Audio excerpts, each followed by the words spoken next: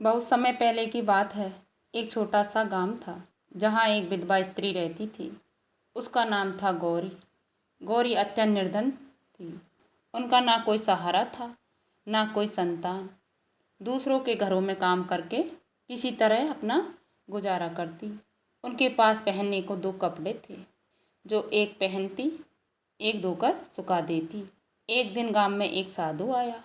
वह बहुत भूखा था और कई घरों में भिक्षा मांग चुका था, पर किसी ने उसको भोजन नहीं दिया था। थका हारा गौरी के द्वार पर पहुंचा और धीरे स्वर में बोला, माँ, कुछ खाने को मिलेगा? बहुत भूखा हूँ। गौरी के पास उस समय ना तो अन्न था, ना ही पैसे। वह बहुत सोच में पड़ गई और उसकी नज़र अपने कपड़ों पर गई।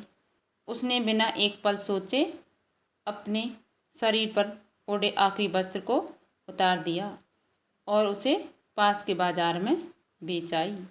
जो थोड़े बहुत पैसे मिले, जिनसे चावल, दाल और थोड़ी सी सब्जी खरीदी और साधु के लिए स्वादिष्ट भोजन तैयार किया।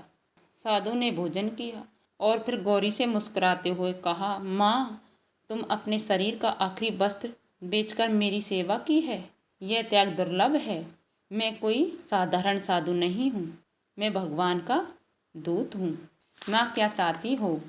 गौरी ने हाथ जोड़कर कहा, महाराज, मुझे कुछ नहीं चाहिए। मैंने तो सिर्फ अपना कर्तव्य निभाया है। साधु बहुत प्रसन्न हुआ। उसने आशीर्वाद दिया, तेरा घर अन्न धन से भर जाएगा और तुम्हें कभी किसी वस्त्र की कमी नहीं आएगी। अगले ही दिन गांव में चमत्कार हुआ।